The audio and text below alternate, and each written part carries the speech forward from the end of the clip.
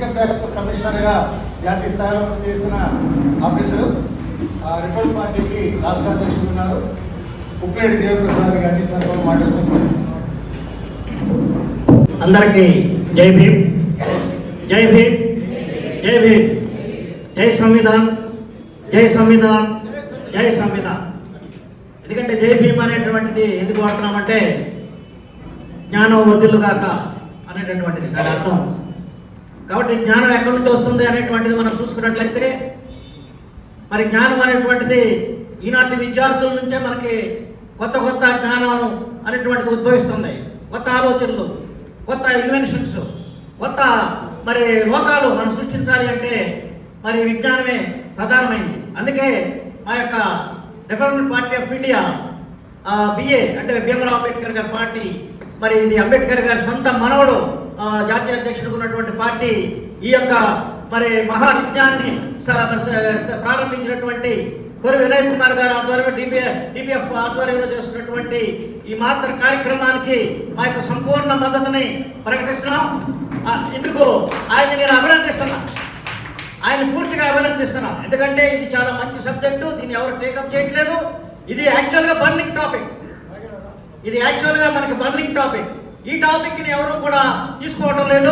ఎంతసేపు పెద్ద పెద్ద లక్షల కోట్ల వేల కోట్ల రూపాయల ప్రాజెక్టులు తీసుకుంటున్నారే తప్ప ఇక్కడ మనకు అవసరమైనటువంటిది ఈ పేద వర్గాలకి, ఈ బడుగు బలహీన వర్గాలకి, అలాగే ఈ గిరిజన వర్గాలకి, మహిళలకి సంబంధించినటువంటి విషయాల మీద ఏ ప్రభుత్వం కూడా శ్రద్ధ తీసుకోవట్లేదు. రాజ్యాంగం ఏం చెప్తుందండి? అంబేద్కర్ గారు రాసినటువంటి రాజ్యాంగం ఏం చెప్తుందంటే 14 సంవత్సరాల వరకు కూడా ప్రతి విద్యార్థికి ఉచిత నిర్బంధ విద్య అనేటటువంటిది రాజ్యాంగం చెబుతుంది. ఉచిత నిర్బంధ విద్య మరి అది మనం చేస్తున్నామా అనేటటువంటిది మనం ప్రశ్నించుకోవాలి. ఉచితంగా ఎక్కడుంది వాడ? విద్య అనేది చాలా కాస్ట్లీ అయిపోయింది, విద్య అనేది చాలా కమర్షియలైజ్ అయిపోయింది, విద్య వ్యాపారంగా మారిపోయింది. మరి వ్యాపారంగా మార్చిన వాళ్ళే మంత్రులుగా ఉన్నారు ఇవాళ. కాబట్టి విద్య అనేటువంటిది వ్యాపారంగా మార్చి సొమ్ములు చేసుకున్నటువంటి వాళ్ళు ఆ సొమ్ములతో ఇవాళ రాజకీయంలో వచ్చి రాజకీయ పదవులు పొంది ఇవాళ మనల్ని అణిచివేసే ఆర్థిక విధానాలను అవలంబిస్తున్నారు. అంటే దానికి కారణం ప్రధానంగా మనమే అని చెప్పి మనం చెప్పాలి. ఎందుకంటే article 15, article 14, article 46 of the constitution సాంఘిక న్యాయం గురించి చెప్తుంది. కాబట్టి ఇక్కడ సోషల్ ఎడ్యుకేషన్ బ్యాక్వర్డ్ స్టూడెంట్స్ కి మరి వాళ్ళకి ఫ్రీ ఎడ్యుకేషన్ మనం చెప్తుంది. మరి అలాగే వాళ్ళ సాంఘిక న్యాయం నిమిత్తం వాళ్ళకి హాస్టల్స్ పెట్టాలని చెబుతుంది, వాళ్ళకి కావాల్సిన రక్షణ ఏర్పాటు చేయాలని చెబుతుంది. కేవలం చదువు లేదంటే హాస్టల్స్ లేదా బడ్జెట్ ఉపాధి మాత్రమే కాదు, రిజర్వేషన్స్ మాత్రమే కాదు, వాళ్ళకి రక్షణ ఏర్పాటు చేయాలి, రక్షణ యంత్రాంగాన్ని ఏర్పాటు చేయాలని చెప్పి రాజ్యాంగం చెబుతుంది. కానీ రాజ్యాంగం ప్రకారంగా ప్రభుత్వాలు ఏవి కూడా నడవటం లేదు. కాబట్టి రాజ్యాంగం అనేటువంటి చాలా అవసరం, రాజ్యాంగాన్ని కాపాడుకోవాల్సిన అవసరం ఉంది. ఈ మనువాదులకి రాజ్యాంగవాదులకి మధ్య జరుగుతున్నటువంటి మహాయుద్ధం ఇవాళ మరి జరుగుతుంది. కానీ మనం అంతా కూడా చైతన్యవంతం అవ్వాలి, ఈ విద్యార్థులను మనం కాపాడుకోవాలి, విద్యను కాపాడుకోవాలి, విద్యని మరి సాఫ్రనైజేషన్ చేయాలని చెప్పి చూస్తుంది ఇప్పుడు ప్రభుత్వాలు. కాబట్టి విద్యను సాఫ్రనైజ్ చేసి ఏదో అసలు మనం రాజ్యాంగానికి వ్యతిరేకమైనటువంటి విద్యా విధానాన్ని తీసుకురావాలని చెప్పి మరి ప్రయత్నం చేస్తుంది కేంద్ర రాష్ట్ర ప్రభుత్వాలు. కాబట్టి వీటిని అడ్డుకోవాల్సిన అవసరం ఎంతైనా ఉంది. మనకి హాస్టల్స్ అనేటువంటి మేము కూడా హాస్టల్లో చదివాం, హాస్టల్లో చదివే IAS IRSలు అయ్యాం. కాబట్టి మేము హాస్టల్లో ఆ దుర్భరమైనటువంటి పరిస్థితులు ఎలా ఉంటాయో మేము అనుభవించే ఉన్నాం. కాబట్టి మేము చెప్తున్నాం. ఎందుకంటే ఇంతగా జేడీ శరణ్ గారు కూడా హాస్టల్ నుంచి వచ్చిన వాళ్ళే, మేము హాస్టల్ నుంచి వచ్చిన వాళ్ళమే. మేమంతా కూడా ఆ యొక్క బాధలు దుర్భర పరిస్థితులు అనుభవించి కష్టాలను ఎదుర్కొని మాత్రమే పైకి వచ్చిన వాళ్ళమే. అయితే మనకు అంబేద్కర్ ఒక మహానుభావుడు. ఆయన ఏ రకమైనటువంటి పరిస్థితుల్లో మరి జీవించి మరి విద్య నేర్చుకుని మరి ఏ రకం విదేశీ విద్య నేర్చుకుని ఏ రకమైనటువంటి మరి పరివర్తన ఆయనలో వచ్చిందో అది మనం కళ్ళారా చూసాం. కాబట్టి అలాంటి మేధావి, ప్రపంచ మేధావి, భారత రాజ్యాంగ నిర్మాత, ప్రప్రథమ న్యాయశాఖ మంత్రి, మరి ఈ దేశంలో ఒక దళితుడు, ఒక ఎస్సీ కులానికి చెందినవాడు అని చెప్పుకోవడానికి మేము గర్విస్తున్నాం. ఎందుకంటే ఆయన వల్ల ఈ రాజ్యాంగం ఉంది వాడ. కాబట్టి SC ST హాస్టల్ని నిర్వీర్యం చేసేటటువంటి విధానాలకి మరి స్పష్టపరచలేదాకా మేము పోరాటం చేస్తాం. ఈ ప్రభుత్వం నిర్లక్ష్యం చేస్తుంది. SC ST మరి BC వర్గాలని నిర్లక్ష్యం చేస్తూ వాళ్ళకి నిధులు విడుదల చేయకుండా వాళ్ళకి అనేక అడ్డంకులు సృష్టిస్తూ మరి చేస్తున్నటువంటి విధానాలను మేము మరి ఖండిస్తున్నాం.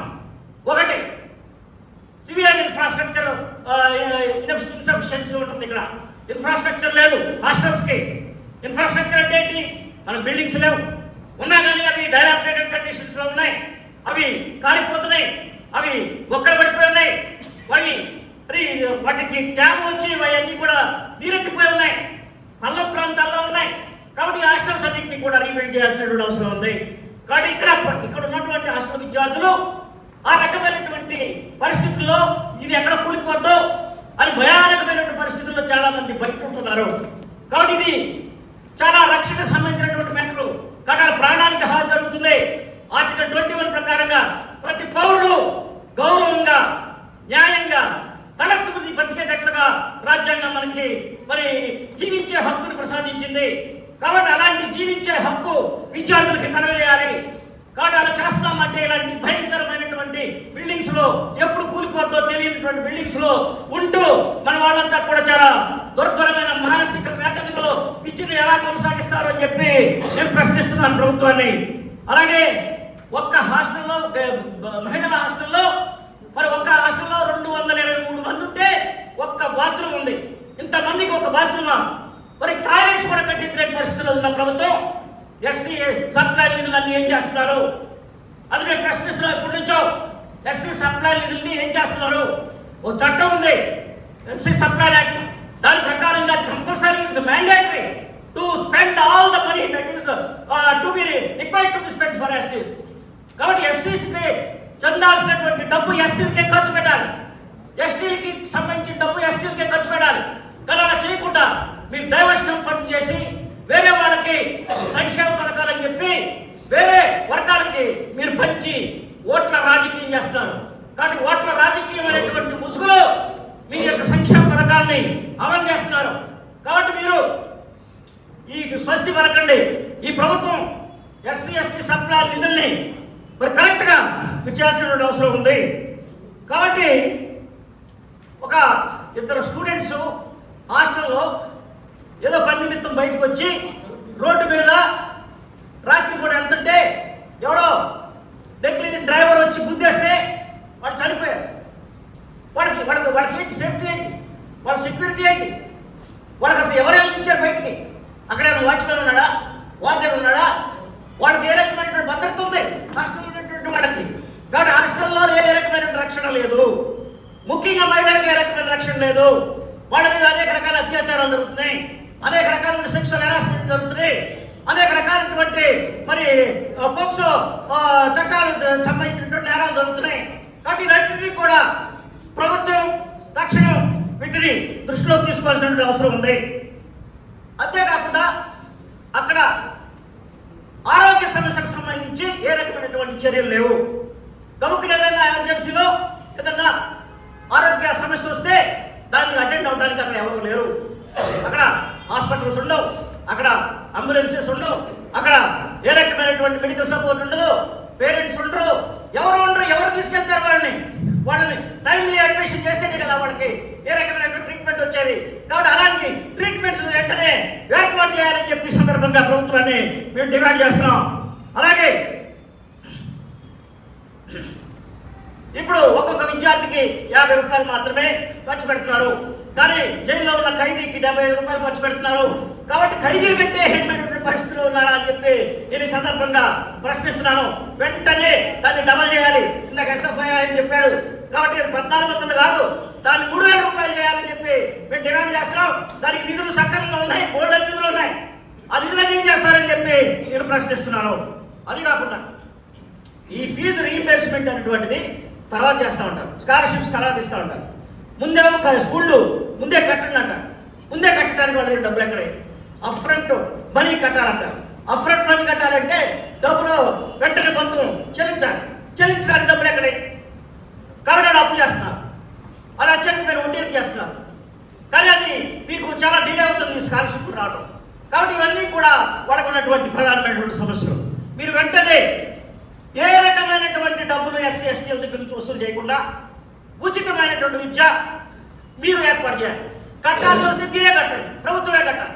కాబట్టి రాజ్యాంగం చెబుతుంది కాబట్టి అది కంపల్సరీగా రాజ్యాంగం ఇచ్చిన హక్కుని కాపాడాలి. మీరేదో దయాదాక్షిణ్యాలు భిక్షమెత్తడం ద్వారా ఆడుకునేది కాదు. ఇది రాజ్యాంగం ఇచ్చిన హక్కు, దాన్ని మీరు అమలు చేయాల్సినటువంటి అవసరం ఎంతైనా ఉంది. తర్వాత ఇవాళ ఏపీ హైకోర్టు ఎప్పుడో సెల్స్ హాస్టల్స్ ఏర్పాటు చేసి చేయాలి. ఇవన్నీ సర్టిఫికేట్ లేక చాలా మంది స్కాలర్షిప్ అప్లై చేసుకోవట్లేదు కాబట్టి వీళ్ళు అప్లై చేయకూడదని ఆ రకంగా లేట్ చేస్తున్నారు. అప్పుడు డెడ్ లైన్స్ అయిపోతుంది. ఏ డేట్ లోపు అప్లై చేయాలి, ఎప్పుడులోపు అప్లికేషన్ పెట్టుకోవాలి, ఇవన్నీ డెడ్ లైన్స్ తెలియకపోతే కాబట్టి ఇవి అయిపోయిన తర్వాత చెప్తారు. కాబట్టి రాదా సంవత్సరాన్ని. అందుకనే ఒక నేషనల్ సర్వే ఏం చెప్పిందంటే 30% decline in the beneficiaries of SC ST sir. దేశవ్యాప్తంగా 30% బెనిఫిషియరీస్లో 2 లక్షల పైచిలకు బడ్జెట్ మీరు పెడుతున్నారు. కానీ ఇదెంత మొత్తం కలిపిన 300 కోట్లు అవుతుంది. కాబట్టి ఇది మీరు వెంటనే దీన్ని రిలీజ్ చేయండి, కొత్త హాస్టల్ కట్టండి, సెక్యూరిటీ పెట్టండి, మెడికల్ సప్లైస్ పెట్టండి, అంబులెన్స్లు ఇవ్వండి, తర్వాత ఎస్సీ ఎస్టీ సెల్స్ ఏర్పాటు చేయండి, వాళ్ళకి గైడెన్స్ ఇవ్వండి, వాళ్ళకి మరి ఆధునిక టెక్నాలజీ మీద అవగాహన వచ్చేటట్టుగా చేసి వాళ్ళు సంపూర్ణమైనటువంటి విద్యని అనుభవించే విధంగా మీరు తయారు చేయాలని చెప్పి మేము డిమాండ్ చేస్తూ మరి ఈ అవకాశం ఇచ్చినటువంటి వినయ్ కుమార్ గారికి నా దగ్గర ధన్యవాదాలు తెలియజేస్తూ. థ్యాంక్ యూ అన్న, థ్యాంక్ యూ సో మచ్. ఇంకా 3-4 ఇన్పుట్స్ మాట్లాడతారు, మీతో అంతా యాక్షన్ పాయింట్ వెంటనే